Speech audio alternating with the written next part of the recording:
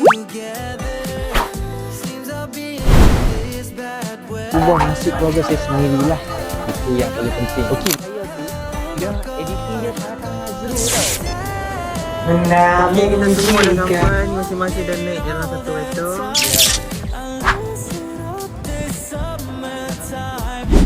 Hai, selamat datang ke channel Zizi.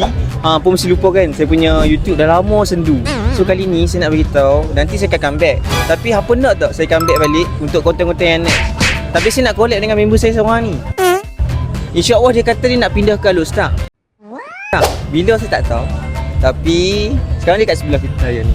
So channel Zul. Hi guys. Zul Sempoi. Leti belakang. Okay, kita aku tahu. Okay. So nanti dekat kita punya, aku punya YouTube, Okay. aku ada nak buat konten. Boleh. Tapi aku tunggu hang je untuk duduk Alostar nanti. Baru aku ada plan untuk buat konten YouTube. YouTube aku dalam masa Okay. ni. Okay, aku akan start dulu Alostar 1 bulan 1 lah, 2 bulan 1 lah duduk kat Alostar. So start pada situ aku dah free lah, boleh nak buat.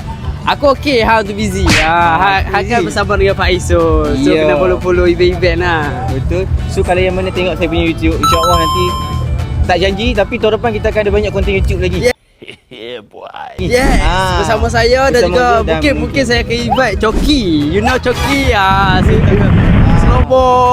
So aku akan invite dah. Boleh. InsyaAllah. Kalau InsyaAllah. okey lah. Boleh. So start kami pun akan comeback YouTube juga untuk Coki. Oh, The betul. Production. Betul. Yeah, so mungkin kalau hang free boleh untuk masuk konten Coki dan Coki boleh untuk masuk dalam konten hang. Baik, insyaAllah. Ah. So kita jumpa lagi dekat untuk tahun depan kita punya new project. Yes, Bye. insyaAllah ni doakan. Salam. Assalamualaikum.